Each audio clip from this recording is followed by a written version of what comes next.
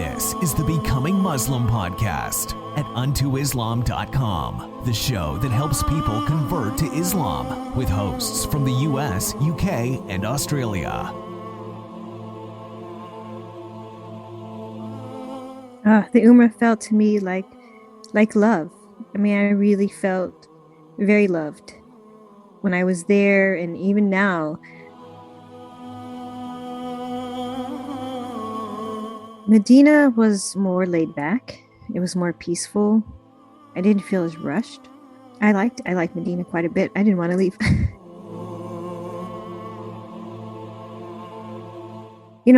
I had so many small miracles that took place there that I felt, I don't know, I just felt that love. I wish there were other words to use besides love, because it just doesn't encompass everything. But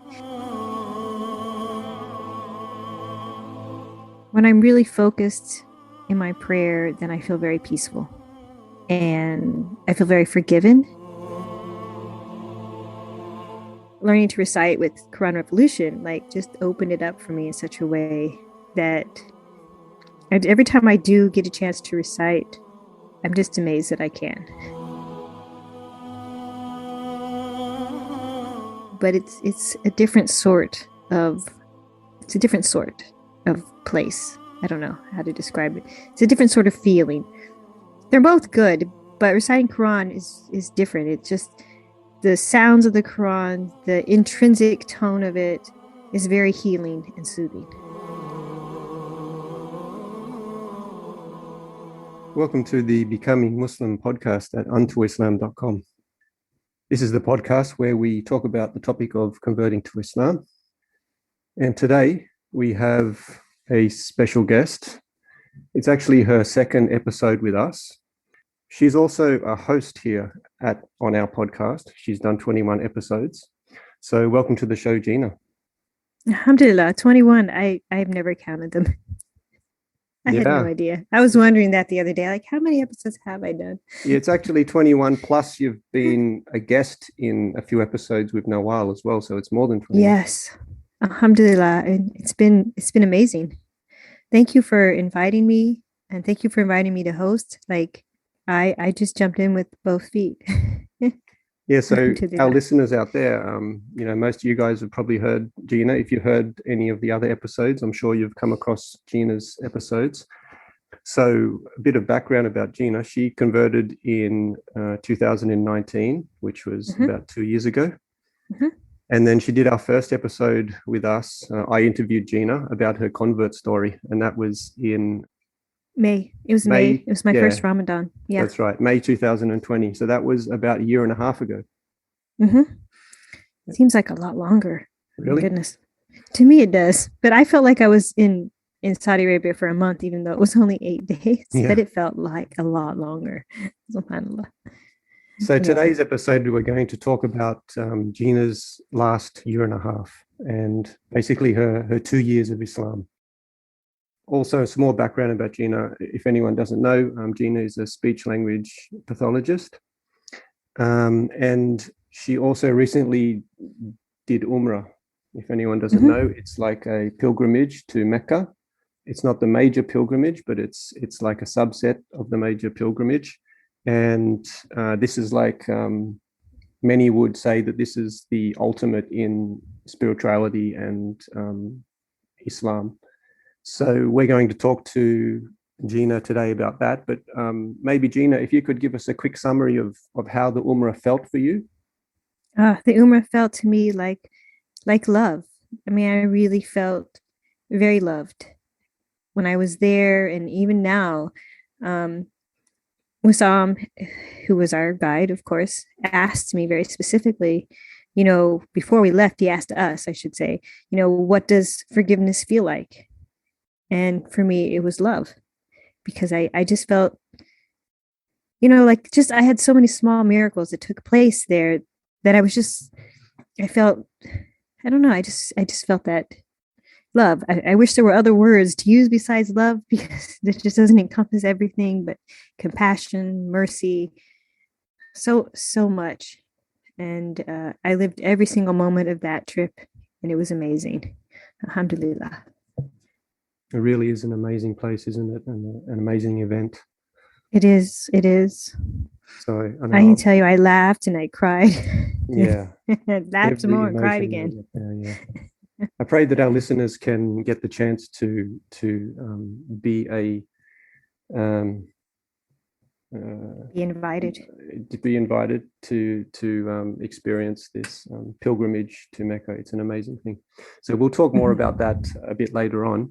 And I mentioned the first episode that Gina did as well. So I'm just going to quote something that Gina, a bit of text that Gina wrote, which was associated with the first episode. She says, "I feel very blessed for being guided to Islam. I've had a few trials and difficulties in my life. More than once, I almost died. When I read the Quran, so many things in my life made sense. Also, after accepting Islam, I found I was truly able to forgive and let go of those things from my past that had been encumbering me." So it's interesting that you mentioned forgiveness with the Umrah. And then the first time I talked to you, you mentioned forgiveness as well. So this is, this seems like a big theme with your conversion. It does. It never occurred to me. But yes, because I've had to I've had to come to that place where I was able to forgive, where I just couldn't. I was so I don't want to trigger anyone, but I had my father was very abusive to me growing up. And I tried for over 20 years to forgive him, and I couldn't do it. I mean, I could tell him, "I forgive you," for the abuse. And he could hear those words coming out of my mouth, but I didn't feel them. And then after I took my Shahada, I realized at one point that I felt it, that I really did forgive him. And it was a part of that burden that was lifted when I took my Shahada. So I may not, unfortunately have the best relationship with my father, because he still will continue to be abusive toward me. So, I only wish that he will be guided, and, may he go to Jannah before me. But I was able to forgive him and let go of that pain. So what is it about Islam you think that made it easy for you to have this forgiveness? It was because, God is able to forgive us. It's the, Ar-Rahman Ar-Rahim, those names. And when I read the Quran, that's the thing that struck me, was that mercy and that forgiveness, that we may be imperfect, but we're learning, and there's room for us to grow as individuals, and to grow in our love of God. Alhamdulillah. Yeah, that's one thing I felt when I accepted Islam, is that I felt more compassion towards other people. I felt like I wanted to care more about other people, and this is what helped me to forgive as well. Okay, so yeah, regarding that introduction there about your first episode, if anyone else, you can check the show notes. There'll be a link in the show notes to Gina's first episode. So if you want to get the full story there, you can listen there. It's a very interesting episode. She talks a lot about events that happened in her life. She nearly died.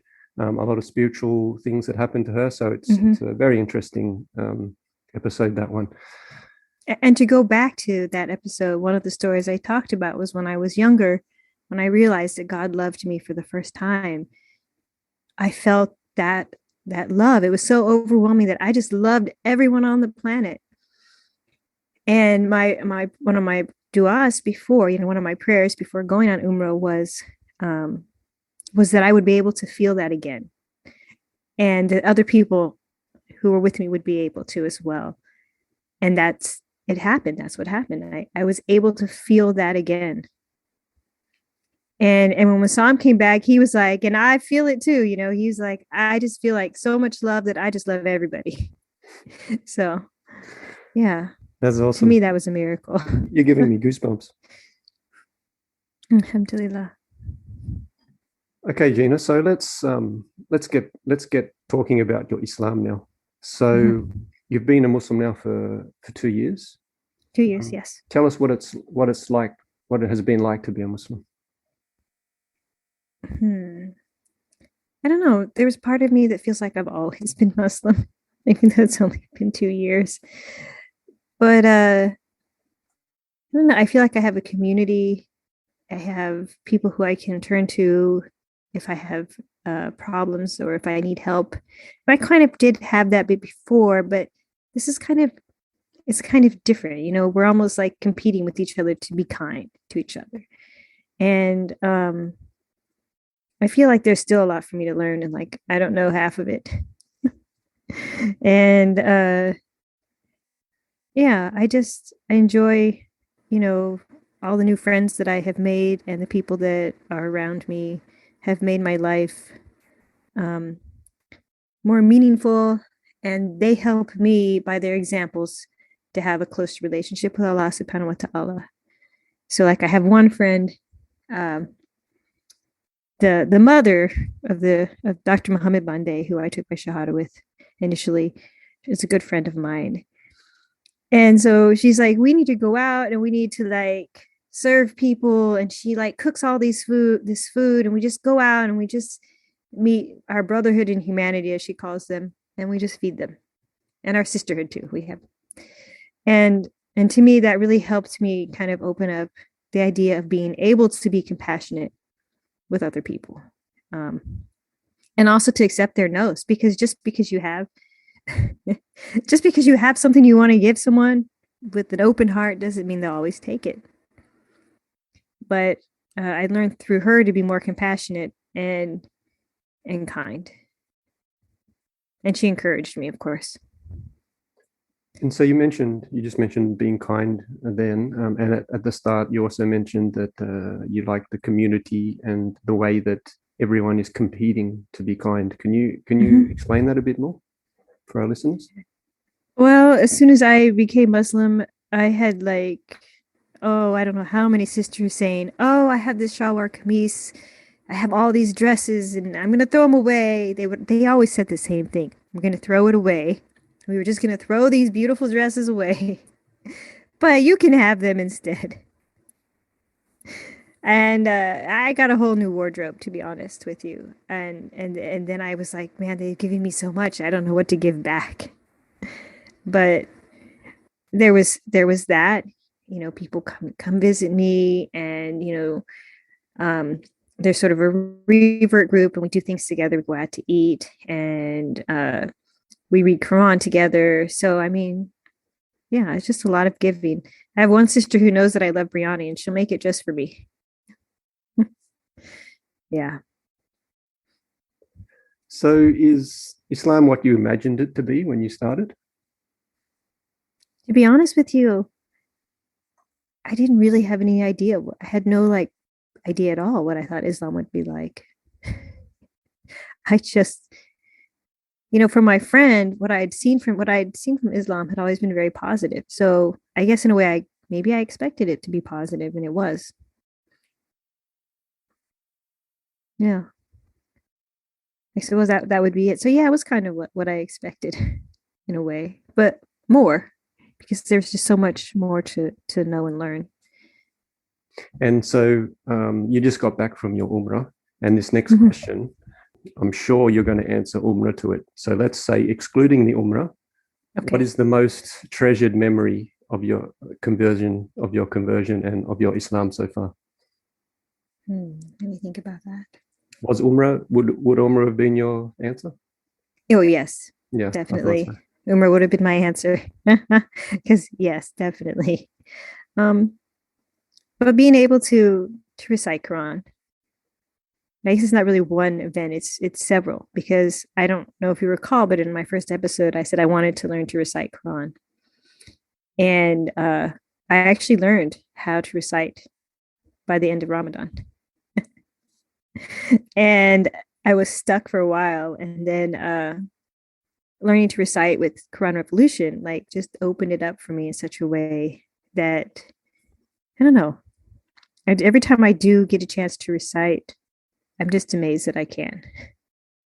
I would say, and through my recitation, I read the translation and I make a deeper connection with the Quran, and I see the beauty in there even more.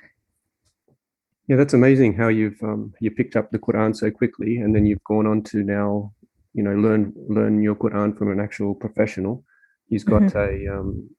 a successful course and many students. Dr. Wissam Sharif, is that right? Imam Wissam Sharif, Imam, yes. yeah. So that's awesome. And so I wanted to ask you because I remember in our first episode you mentioned that you enjoyed singing Christian songs and Yes, you used to be in yes. the choir and you enjoyed music. So can you And tell I me, play several instruments too. yeah. So can you tell me the difference between how you feel with the Quran recitation as opposed to your other religious experiences from other religions? It's different. I mean, when you're reciting the Quran, you're reciting the word of God. And when I'm singing, I'm praising God, but it's a different sort of it's a different sort of place. I don't know how to describe it. It's a different sort of feeling. They're both good, but reciting Quran is different. It's just the sounds of the Quran, the intrinsic tone of it is very healing and soothing. And singing is wonderful and I'm praising God, but at the same time, it doesn't have that same quality of healing that I find when I'm reciting Quran. Yeah, Does that make sense? sure does. It's Yeah. like something that shakes your whole soul. It's like Mm-hmm. grabbing it. Um, the songs can be give you ecstasy, but this is far more than ecstasy. It's like shaking you and grabbing you or something, and Yes. um, a bit, I guess, a bit like how people describe the Umrah and the Hajj. Yes. Absolutely. So yeah, and frankly, I mean, I don't listen to as much music as I did. Uh, I might sing to myself, but I don't have time anymore to. I've been so focused on reciting Quran that I don't have time to work on my music, sort of thing. Yeah, Like I just don't, and I don't mind that I don't. It's just that sort of replaced it in a way yeah. that I hadn't expected, to be honest. Okay, so the Quran was the most enjoyable thing behind the Ummah. So, what would you say is the least enjoyable thing of Islam? The least enjoyable thing is I'm still wrapping my mind around the whole like haram, halal, and gender, things like just that still kind of, yeah, confuses me a little bit. Like I remember when I first became Muslim, Sister Mesa was like, don't even talk to a brother, even if he's teaching you Quran. You can never talk to him ever, even over like Zoom. Sorry. She was very like, no, bad, haram. And yet, when I was Muslim 6 months and was, without a job, I lost my job. And my new job wasn't starting until July. And the sister said to me, well, do you want to work? And I had made a little dua. I was like, God, even if I work for $10 an hour, I just want to do something. I want to help somebody. I felt like I needed to be doing something. And she said, well, this family needs help with their, you know, with this uncle, this Pakistani family, and they need someone to take him to the bathroom at night. They need someone to be there so he doesn't fall. He was older. And I called the sister. Her name was Mona, and I could hear them talk. Actually, she called Mona, and I could hear her say, "But is she Muslim?" And my friend's like, "Yes, yes, she's Muslim. She's a revert." And then when I talked to her on the phone, I said to her, "Well, my job is starting in July, so this can't really be a permanent position." And she says to me, "Well, he only has 2 weeks to live. He has cancer." And so I ended up spending 4 weeks with this Pakistani family. I jokingly say I ran away from home and got adopted by a Pakistani family. And I mean, again, that challenged the whole idea of the gender thing. Like he was in pain and he needed like his hands and feet rubbed. He needed his head. There's this thing called chompy. Chompy? I'm saying that right. And I was there. His wife was there, and um, it was very I'm saying for people who do hospice, that is a lot of work. I had never been on that end of the spectrum. But at night, when I was there, she would say, La ilaha anta subhanaka inni kuntu minis zalimin. Auntie would, and we would just repeat it after her. And we'd listen to Quran. And sometimes we'd watch Pakistani soap operas. But it made me realize that I needed to be more flexible and not so black and white in my thinking of certain situations. Does that make sense? Yeah, definitely. This is one of the things that I tripped up on as well, is that I didn't realize for a long time that, Islam is diverse. And you did an episode recently about the diversity of Islam. And yes, I'll put I the link to listened that also in the show notes. That was a if very good anyone's episode. interested. Yeah.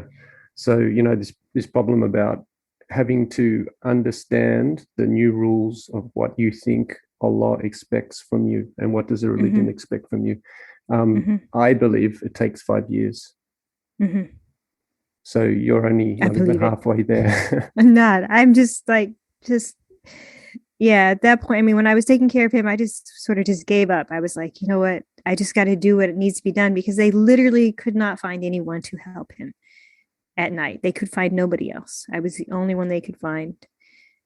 And so, I mean, I was there and I prayed, I prayed that, I could be the ease for this family in their hardship, because this was a difficult time for them, knowing that he was going to pass. Yeah. And the funny thing is he made me promise in 4 weeks. He said to me, just promise me you'll be here for 4 weeks. And I said, okay, Uncle, I promise I'll be here 4 weeks. And the day I left, he passed 2 hours after I left. Subhanallah. Yes. And I didn't know it. I was so tired because it had been kind of a rough night that I slept and missed his janazah. But I had intended to go. Yeah. Well, that's amazing. That's an amazing story. So that's the least enjoyable is trying to find your feet, and that's what all of us have to do. And it's a pretty rough ride, because you could choose the stricter way, or you could choose the more relaxed way, and either way you go, you're going to be pulled to the other side, because people are going to be telling you a lot of things, and your heart is also trying to interpret what is right and wrong. Sure. But it always comes down to knowledge, isn't it? You have to practice and then knowledge, and then practice and then knowledge. Yes. I think so. And I've been trying to focus more on being kind rather than right. And so to not judge, not to not judge to the point where I don't have any boundaries, but to not judge to the point where I'm admonishing someone else and putting them down because they don't believe like I do. Yep. Yeah. To have a balance. Yeah. So and also to accept their advice and say, this person is giving me this advice. I may not agree with it, but they love me and they're giving it to me because they love me. Yeah. I like what you say about having good character, because when we convert and we get out of the blocks quickly, we're sprinting, we sometimes forget about the importance of character. We're just thinking about the rules, and I have to do this, and I have to pray this, and I have to do 5 of these, and I have to do 10 of these. And when it's really the essence of Islam is good character, And so it's great that you're picking that up so early. And it's a reframing too, because it's not really that I have to pray. It's I get the opportunity to pray. It's the difference, between praying. I guess perhaps praying here, you might think, oh, I have to pray. But when you're next to the Haram in Mecca, you're like, I get the opportunity to pray. Right? And 5 times a day is almost not enough. So I think it's just that, like I said, reframing it. Instead of saying, I have to do this and I have to do that. And sometimes that comes into my head where I'm like, well, I have to do this and I have to do that. I reframe it and say, no, I have the opportunity to do this. I want to do this because, XYZ, I hate doing my paperwork for work, but I'm like, but no, I want a chance to make a difference in these children's lives and these people's lives. And this is how I know that I'm doing it. It may not be fun, but it's part of the process. And I get that opportunity. Alhamdulillah. That's great. And so the next question I have for you is focusing on your first encounters of Islam, which I guess is your 2 years anyway. So we talked about the least enjoyable thing, but now I want to focus on the things that seemed strange or weird. I mean, just really to me, just all the differences in opinions, you should wear socks when you pray and don't show your feet, or maybe you shouldn't wear socks. It's not necessary. You can, and just all the differences and very strongly held different opinions about things. Like I had one sister say to me, you can combine the prayers. Another sister says to me, no, you can pray early. And they were kind of having a little bit of a disagreement about this. And yeah, I think you can at times combine prayers when it's appropriate. But isn't this universal, this sort of differences of opinion in non-religious groups? In all religious groups, yeah. I guess I just didn't realize it would be so detailed, like just the tiniest little things. I mean, there's differences in doctrine in different churches, but those are big. Mm-hmm. And these are little, like socks, for example. Right. Yeah. And so why is it that the Muslims are taking so much concern about small things like this? I figure the thought is, we love Allah subhanahu wa ta'ala so much that we really want to do what he wants us to do. And it'd be better to err on the side of caution and just make sure that we are doing those things rather than not doing them and making a mistake and displeasing him in some way. That seems to be the feeling that I'm getting. Do you think people get put off by it, like the new Muslims? I think so too, because I think it can come down as draconian and very inflexible. And I know with me, especially the whole idea of not being able to pray for my family members who have passed, like my sister, for example. I've spent over 20 years praying for her. She didn't know about Islam. She had no clue about Islam. She didn't have the opportunity. And to be told you can't pray for your sister because it's not allowed just seemed really harsh. You know what? No one knows the state she died in, though. She might have died a Muslim. She might have. So I don't know. You've got that. I know she died in a very difficult state. SubhanAllah. Yeah. So she was young. She was 16. But yet I had another sheikh, Dr. Abdul Hamid. He said, it's fine. You can pray for your sister. So, it's kind of like one side to the other. And he has a PhD in Islamic studies. So I do trust his opinion. I might be biased also. Yeah. Being that he agrees with me more, if that makes sense. But yeah. Okay. And tell me about your interactions with seeking Islamic knowledge. You mentioned that you have a Quran teacher, and I'm sure you have other teachers as well. So tell me about, the etiquettes of sitting with these teachers, interacting with them. What was new and interesting about that?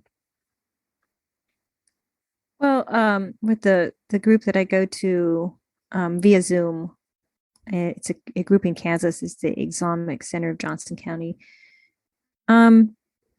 It's very formal in some ways, but informal in others. Like we can ask questions, and we can kind of like sometimes the other reverts, do research on the topic and make presentations. And I really like it. Dr. Abdul Hamid has a really clear understanding of the Hadith and the Quran. He's Hafiz, so he can refer back to that, and he encourages us to make sure that people can give you opinions, but make sure that they have a source, that you're not just accepting something that someone says. And so I find that very helpful, and it's an open place to ask questions. And then with Wissam in his class, it's not just tajweed. Like he talks about other things, and with him, it's, I don't know, almost more holistic in some ways, and he puts a little humor in it as well. So don't know.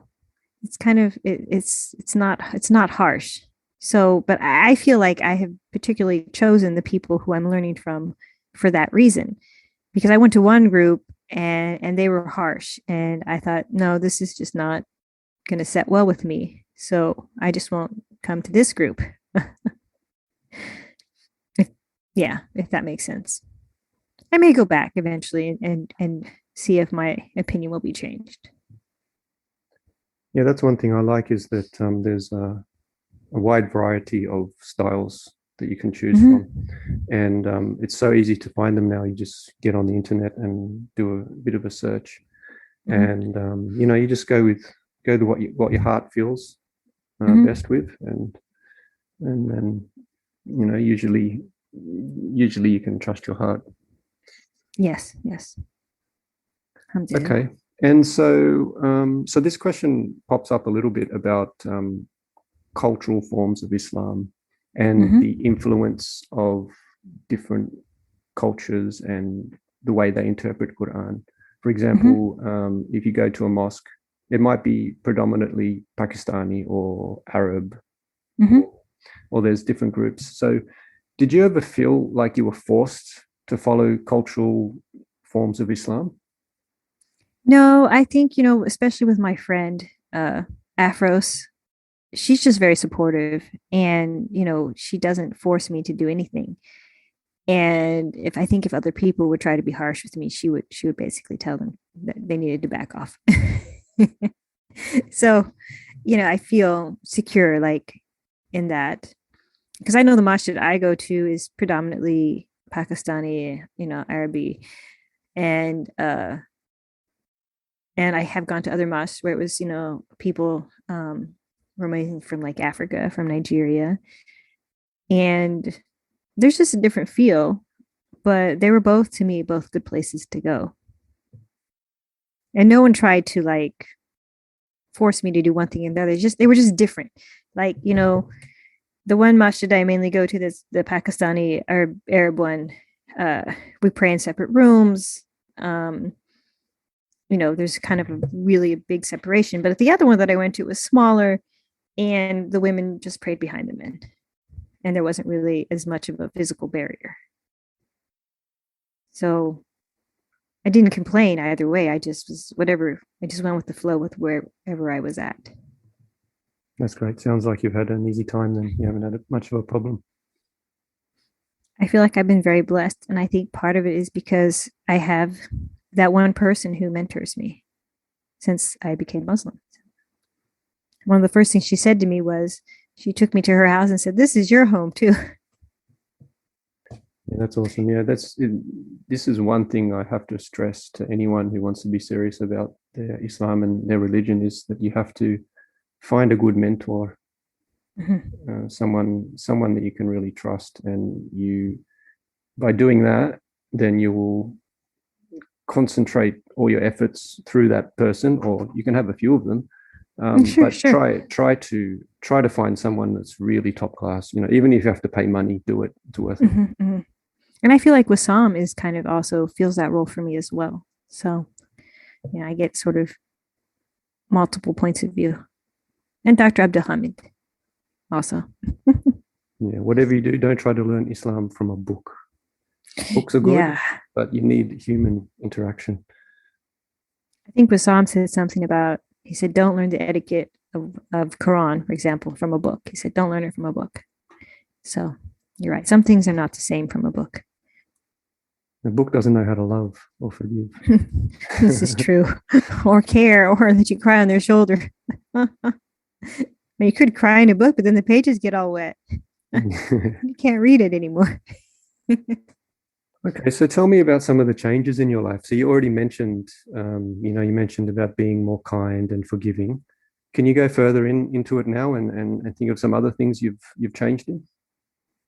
More kind, forgiving, more patient, just more, sometimes I'm better able to, like, instead of like focusing so much on where I think I should be, I'm more willing to be where I'm at.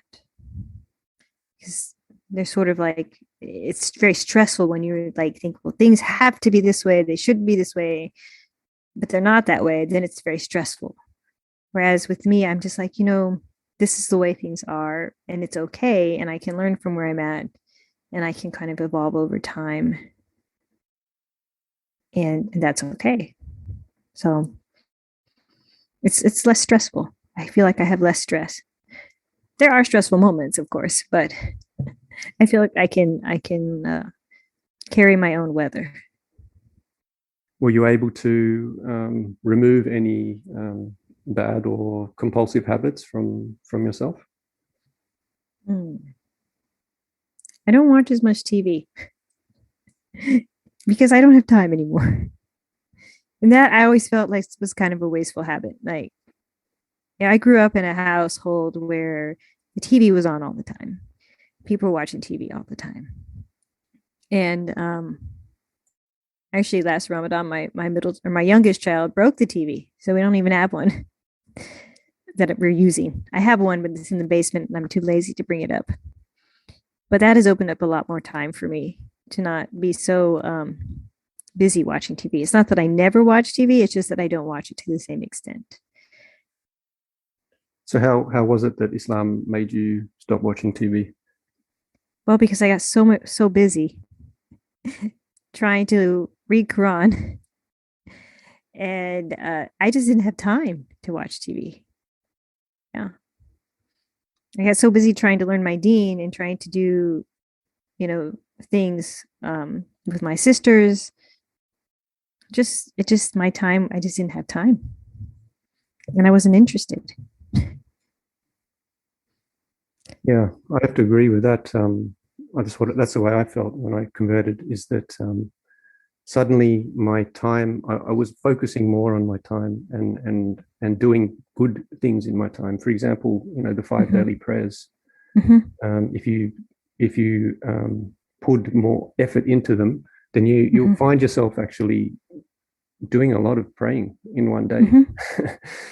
Yes. And many other things like supplications and reading the Quran. So can you tell us a little bit, more about your routine and how you're dealing with it and how it's benefiting you? Well, I have a sleep disorder, so I've become very strict with my routine. But what I enjoy is, I get up in the morning and there's a sister in England and I read with her. We read Quran at like 6 o'clock in the morning. So sometimes the first thing I do is say Assalamu alaikum to her. And it kind of croaks a little. Like, it's the first thing I said all day. And we read Quran. And then, I have a class. I have a Quran class during the day usually. I work, and then during my lunch break, I read more Quran. And then after work, I do Taekwondo, which is, I love doing Taekwondo. It's a lot of fun. It's really good for me. And then I go home and then I have another class and I read more Quran. And then before bed, I join with another group of sisters and we read Surah Mulk. And then I go to bed. So, and of course I pray. I do my 5 prayers as well. So yeah, I enjoy this routine. I really do. And I always make sure I'm in bed by 9:30. So. Yeah, that's a good example. Our listeners out there, if you're looking for a way to get back on track with your life, then Islam's perfect because it helps you to structure your life. You have to pray at a certain time. You have to do things at a certain time and in a certain way. And so if you do it with sincerity, then it just, I don't know, something about your whole life feels like you're doing something good. And everything seems clean and pure, and it just changes. It changes everything. It really does, and it opens you up to be able to be kind to others and to be compassionate to others. And yeah, I mean, there was a time when I felt like I almost didn't have permission to be nice to people. And when I went on Umrah, that's one of the things I felt like I've definitely had in spades. Like I can be I can be Gina, the overhelper, all I want to over here. And when I came back to Chicago, I had a moment where hard reality hit, and I realized, oh, I'm not there anymore because I was trying to help someone. And this other person basically, she needed a wheelchair. And I was like, I'll get you a wheelchair, super helpful, Gina. And I got her a wheelchair. And the lady who gave me the wheelchair, she comes up to me and she basically, like, she was working at the airport. And I was just trying to open the wheelchair and I couldn't get it open. And she told me to back off. She's like, back off. And I was like, really harshly. I was like, I was just trying to just back off. And I was like, oh my gosh. And then I realized, okay, Umrah's over. That sometimes, like I said before, sometimes people don't want your help. And it wasn't the lady who didn't want my help, who was like worried sick that she wasn't going to get her wheelchair to get on the plane because the plane was boarding. It was the worker who was really harsh with me. But the lady said to me, she said, thank you so much for trying to help me. So I said, you're welcome. And I realized that sometimes I think in our world, we want to be kind and we talk about being kind and all these memes about being kind. But then in reality, it's not always as easy to apply it. But my Islam gives me something to fall back on when I have those moments. Yeah, truly is amazing, isn't it? The way, if you follow the teachings of the Prophet and his character and the way he dealt with people, it's it's focused on the heart. Yes. And if someone can do this, you're going to break free of all of your problems. Because there's so much more, than your problems. SubhanAllah, there's just so much more. That's right. When you direct it to Allah rather than directing it to other people or yourself, Yes.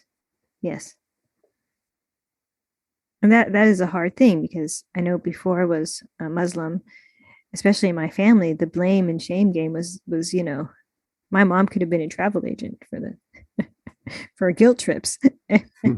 All you can eat blame and shame buffet. Yeah. So yeah, and now I feel like, God forgives me. I mean, I did know that God forgave me before, but somehow this is different. This is more encompassing. It isn't God forgives you if you do the X, Y, and Z. It's just simply God forgives you. Yeah. That's right. Anyone with a pure heart will get it.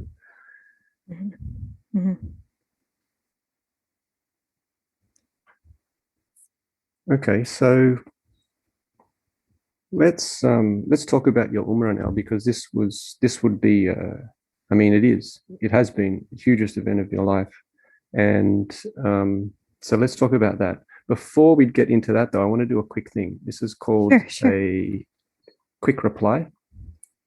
Quick reply game. So I will say a word, okay, and then you reply with a word or a short phrase, and let us all know what's in your heart. Okay. So the first word is Islam. Deen. Oh, faith. Allah. Said. Oneness. Umrah. Joy. Mecca. And forgiveness. Goodness. The Kaaba. Still in your vision, is it? It still is. Alhamdulillah. When you stare at something for too long, you see the shape there. Okay, Medina. Peaceful.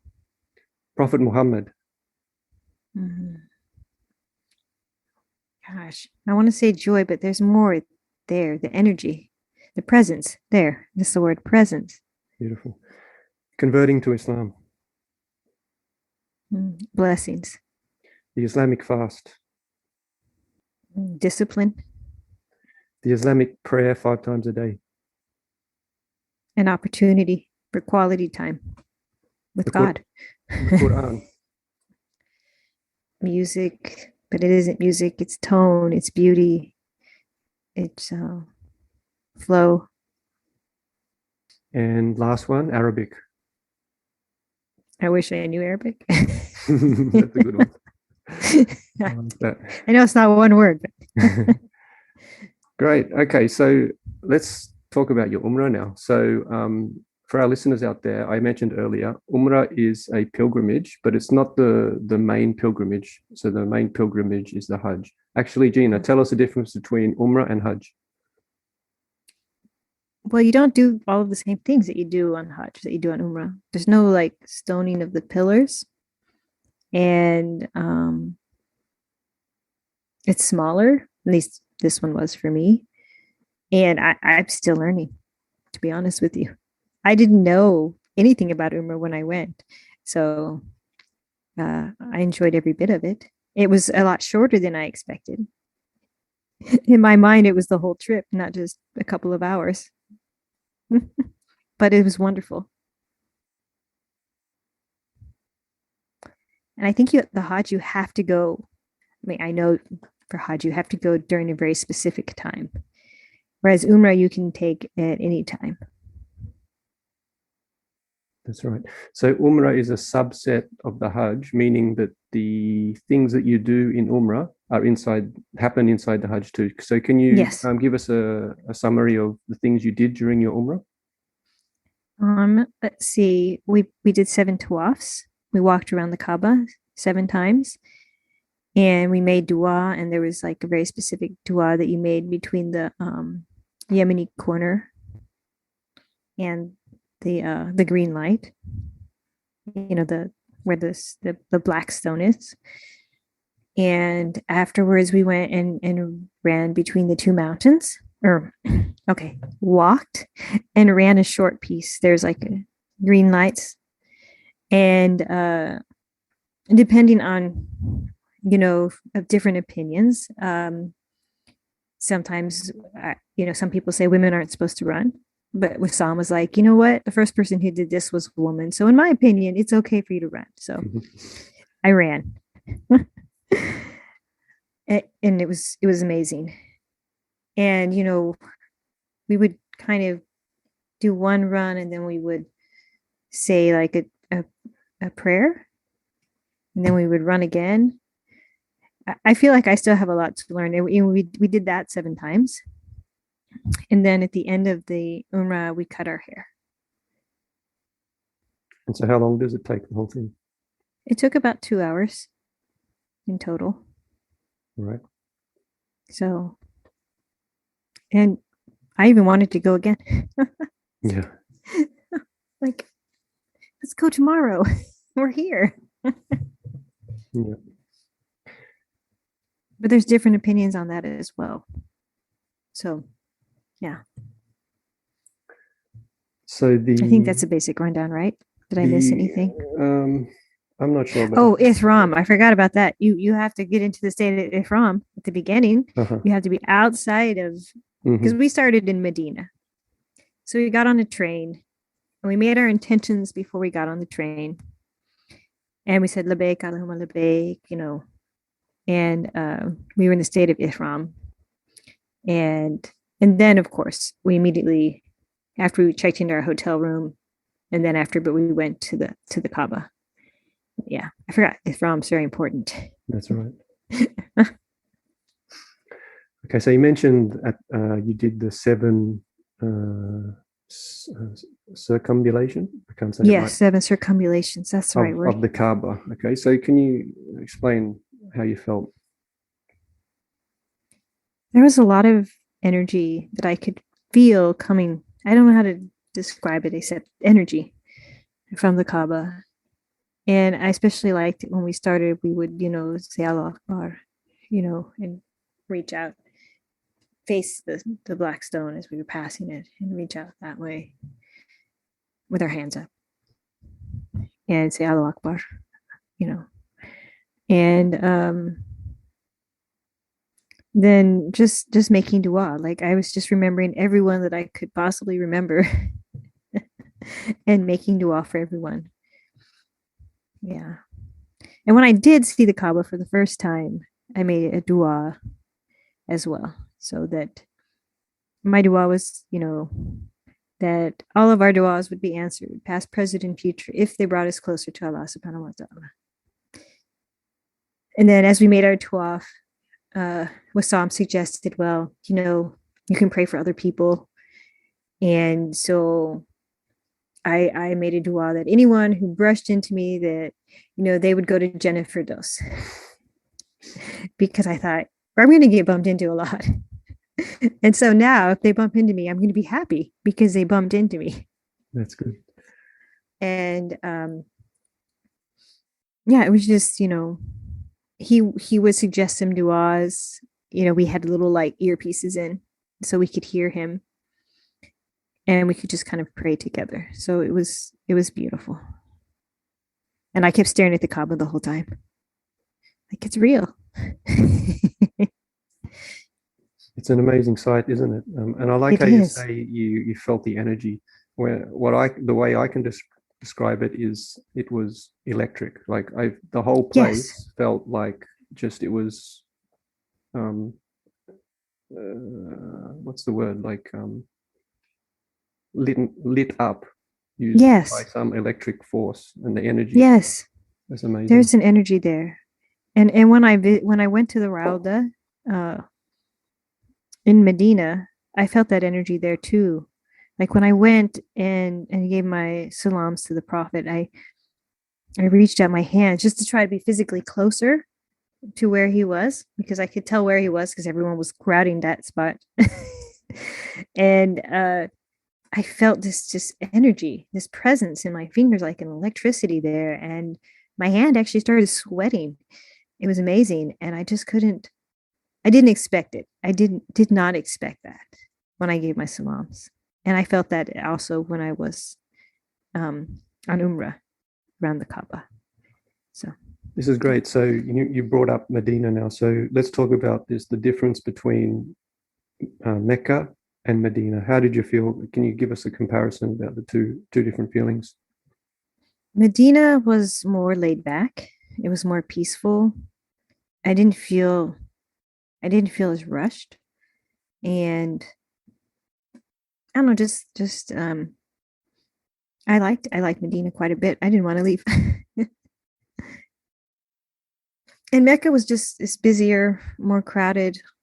Um, if you really, you really want to make sure you get to the prayers on time, because they would shut off some of the gates. Like the first time I went to pray, and I had to like pray in the extension, which was beautiful. But busier and more people asking for sadaqah, which, I gave a lot of that there, as opposed to Medina, where people aren't really asking you. So it's just a different feel altogether. Yeah. What is But sadaqah for our listeners? oh, sorry. Sadaqah, they come sadaqah, mommy, sadaqah. It's like charity, like giving money to people to help them, because, I noticed that there is a duality there. Everything can be so lavish, but on one side, but not lavish on the other. Like, for example, Wissam would say, if you make dua for me, make dua, I can get this $1 million. That clock tower has apartments in it. Has $1 million, $2 million apartments in it that face the Kaaba. And he said, make dua, I want to get one of these apartments. So I would make dua for him. And I said, Ya Allah, I want to see the inside of this clock tower too. And through rather unusual circumstances, I ended up in that clock tower. And I saw that the backside of the clock tower, when you go in, it isn't pretty. It's run down. It's they have freight elevators, and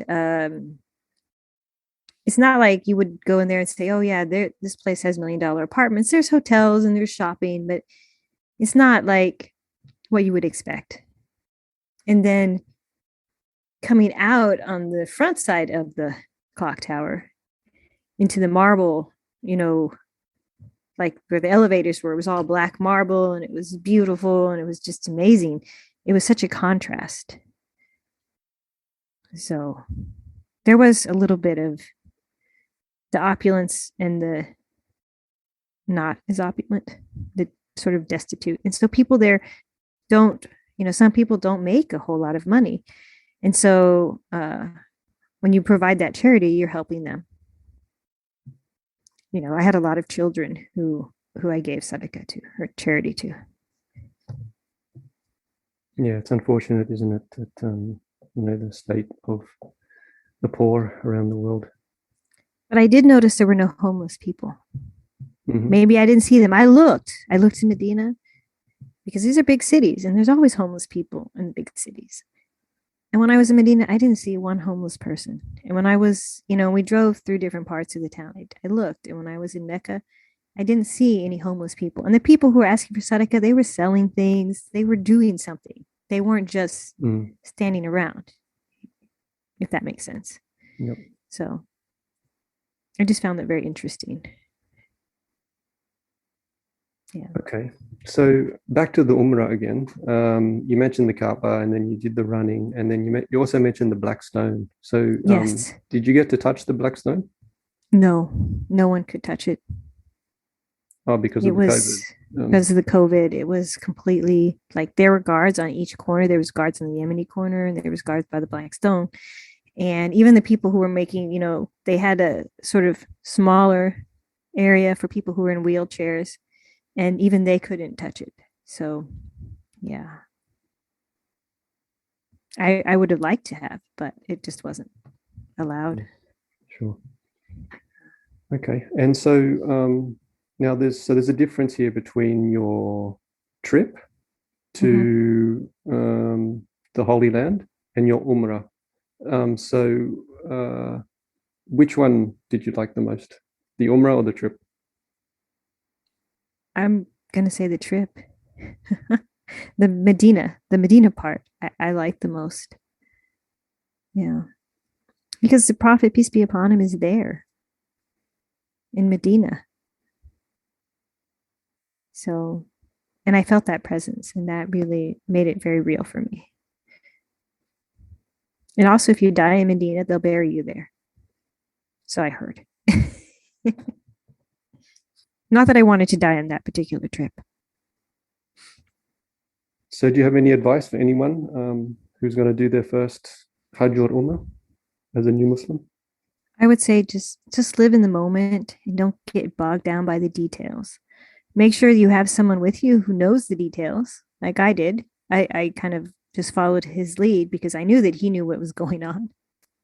But I feel like just being in that moment and experiencing what was going on and taking it all in, the good and the not so good, it really had more of an impact on me.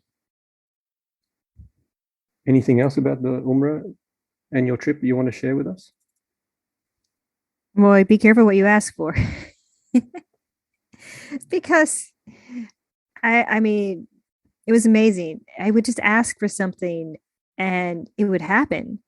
Like I asked for a bird, I was like, yeah, Allah, I just want this bird to eat from my hand.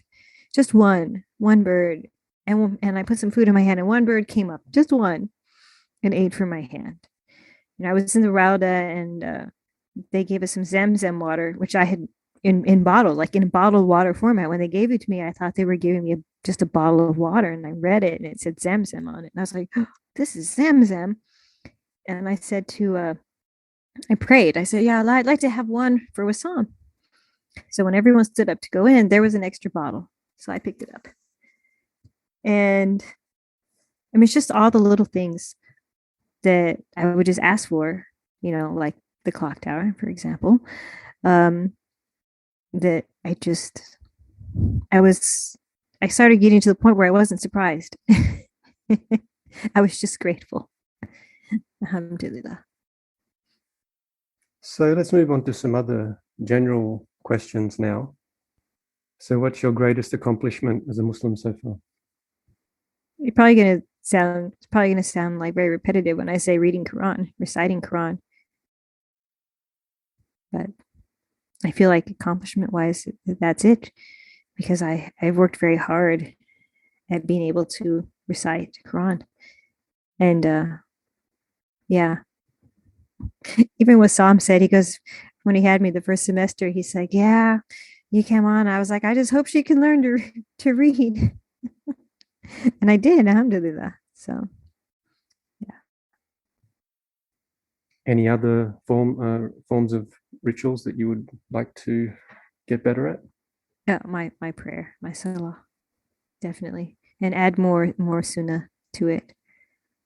So I feel like even though I feel like I only have little pieces of the Quran memorized, so I can't really, I can just say little pieces of it, and I would like to improve the whole thing. So tell us about the Islamic prayer and how it makes you feel. When I'm really focused in my prayer, then I feel very peaceful.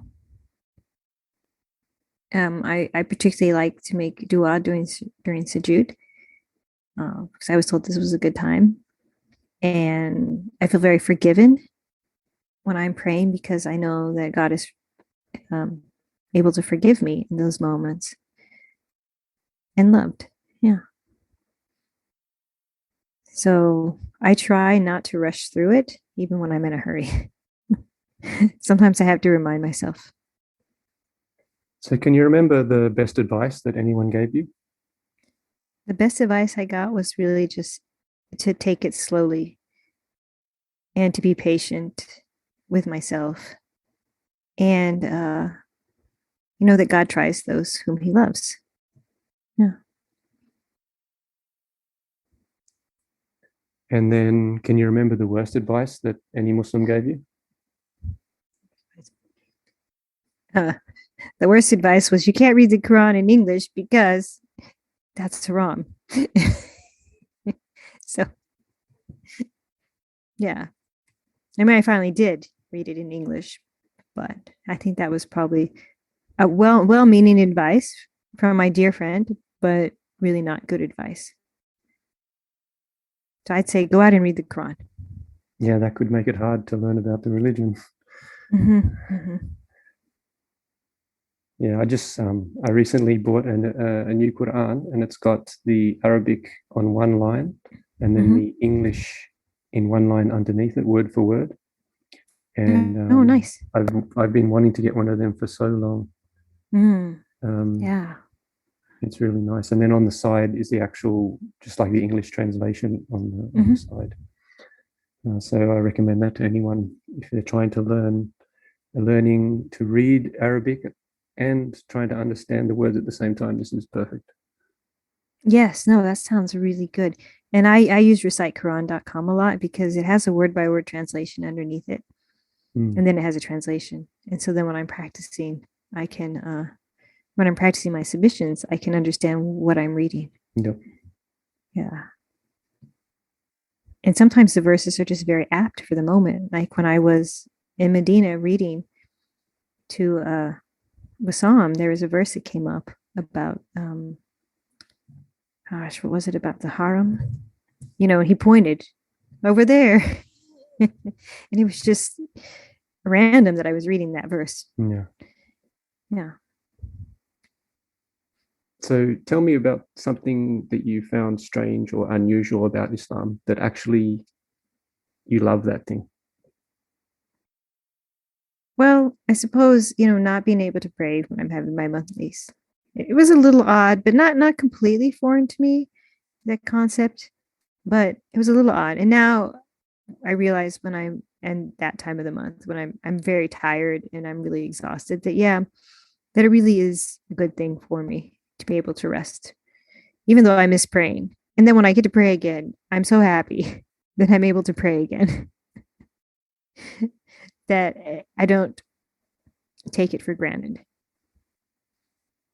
Right. So explain to our listeners out there, you know, the things that you can't do while you have your period.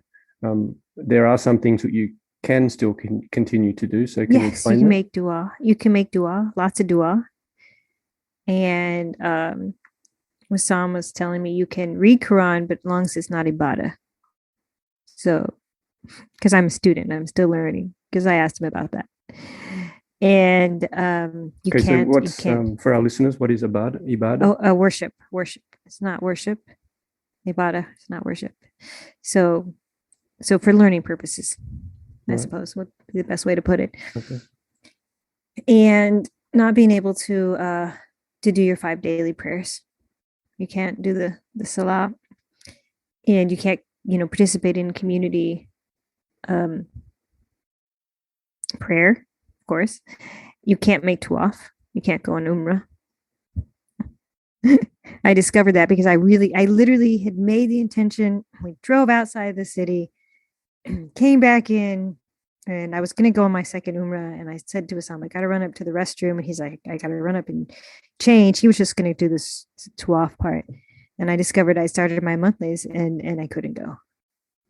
So, yeah, can't do that.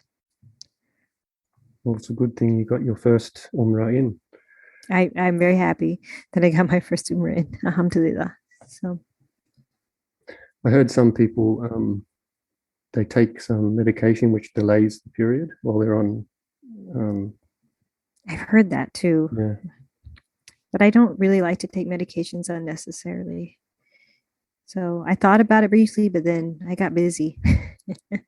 And I had done the math, and my math in my head was my period wasn't going to start until after Umrah. Mm-hmm. But it didn't work out that way. So what would you do if you'd spend your whole life saving up for Hajj and you did a long trip to Hajj and then your period was meant to arrive exactly when the Hajj is going to happen? What would you do? I don't know. I would be very unhappy. Yeah. I would be very sad.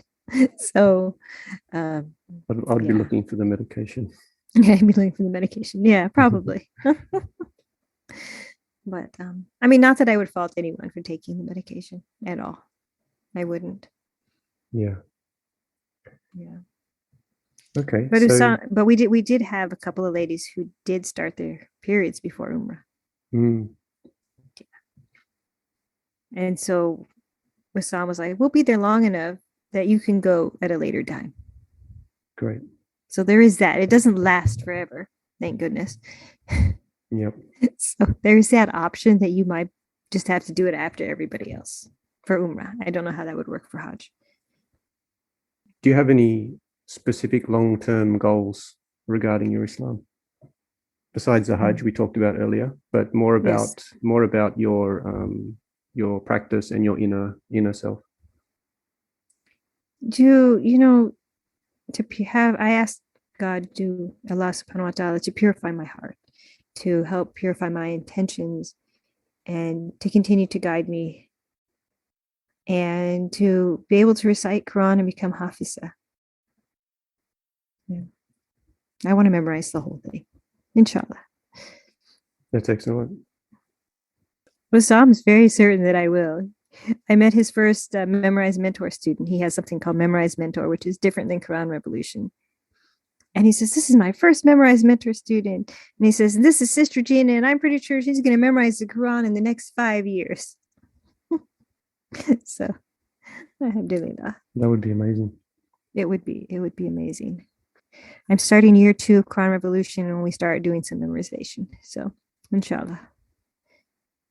Okay, so the final question now, before we leave, there is a gigantic billboard that you can put anywhere in the biggest city near you, and you're calling people to Islam. What words or what phrase would you put on that billboard? I've asked this one of people too. Now it's your turn. It's a good question. Now it's my turn. Trust Allah. Trust God. There's a way. No, I know. God is watching out for you. Mm-hmm. Because he is. It's not just watching us. He's watching out for us. Yeah. I think I would put that on there. That's great.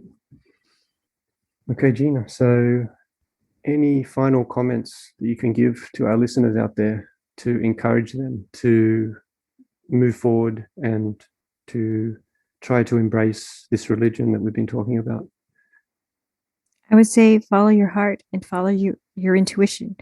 There's different parts of our intellect, our brains that develop first. The heart starts first, beating first, and the frontal lobe, that part of the brain that makes you be able to lie and cheat and really do things, that part of the brain develops last. So I would say go with the part that developed first, which is your heart, and go with that intuition. And I feel that I feel that will lead you in the right direction, and I pray that you may be guided. Amen. Amen. Okay. Thank you so much for joining us today, Gina. Alhamdulillah, jazakallah khair. Thank you nice. so much. Yeah, it was so nice to hear your story of your Umrah, and also, about your Islam so far, your first 2 years. Alhamdulillah. I'm still learning. Yeah, it's a long. I keep long telling way. that to people. I'm still learning. And they say the strangest things back to me. They go, you probably know more than we do. We were born Muslim. And I say, well, no. It's not a contest, sister. It's not a contest. We're all learning at our own pace. That's right. Okay, so if for our listeners out there, you can check out our website. There are some links there for more information on how to convert to Islam. You can also check out our other episodes here on the podcast. And we also have a live Q&A session for anyone who is looking for information on converting to Islam. So may the peace and blessings of God be on you all. Assalamu alaikum wa rahmatullah. Wa alaikum salam rahmatullah barakatuh.